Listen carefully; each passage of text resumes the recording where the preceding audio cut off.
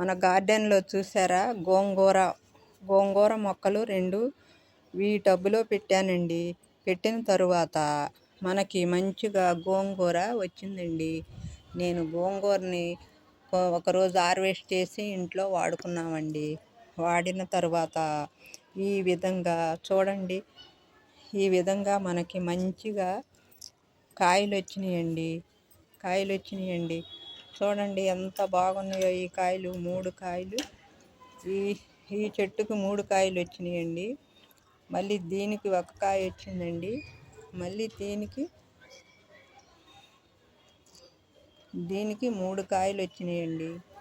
ఈ విధంగా మనకి గార్డెన్లో గోంగూర మొక్కలకు ఈ విధంగా కాయలు వచ్చినాయండి.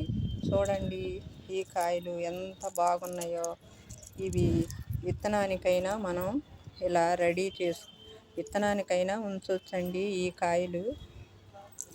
ఈ గోంగూర కాయల్ని మనం విత్తనానికైనా ఈ కాయల్ని ఉంచవచ్చండి.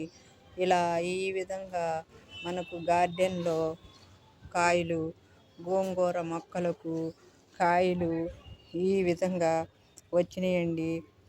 నేను ఇది వీడియో ద్వారా చూపించాలని ఈ మొక్కలను వీడియో తీస్తున్నానండి. కాయల్ని చూడండి ఎంత బాగా ఈ చెట్టుకి 6 కాయలు, పైన 3, ఇక్కడ వచ్చేసి 1 కాయి, మళ్ళీ ఇక్కడ 3 కాయలు వచ్చినాయండి. ఈ గోంగూర అంతా నేను కోసానండి. కోసిన తర్వాత మనకు ఈ విధంగా మన గార్డెన్లో ఈ విధంగా కాయలు వచ్చినాయండి. ఇలా చూడండి, ఆకులు కూడా ఎంత బాగున్నాయో చూడండి. మనకు ఏ విధంగా మన గార్డెన్లో దీనికి బియ్యం కడిగిన నీళ్ళు, పప్పు కడిగిన నీళ్ళు, ఇంకా ఆలుగడ్డ చిప్స్ కూడా, కిచెన్ వేస్ట్ కూడా మనం దీనికి ఎరువుగా ఉపయోగిస్తానండి. ఈ ఆకులు చూడండి ఏ విధంగా గార్డెన్లో మంచి గోంగూర ఆకులు ఏ విధంగా వచ్చినాయో చూడండి. మంచిగా వచ్చినాయండి. ఈ ఆకులు రెడ్గా ముదిరిపోయి ఉన్నాయి. ఈ ఆకులన్నీ నేను కోసేసానండి. కోసిన తర్వాత ఈ విధంగా మనకి మన గార్డెన్లో మంచిగా ఈ గోంగూర నుంచి ఈ కాయలు ఈ విధంగా వచ్చినాయండి. దీనిని వీడియో ద్వారా తెలియజేయాలని నేను వీడియో తీస్తున్నానండి. ఇది చూసారా, ఈ ఆకులు చూసారా ఎంత మంచిగా ఉన్నాయండి. మంచిగా మనకి 1/2 కిలో గోంగూర అయ్యిందండి.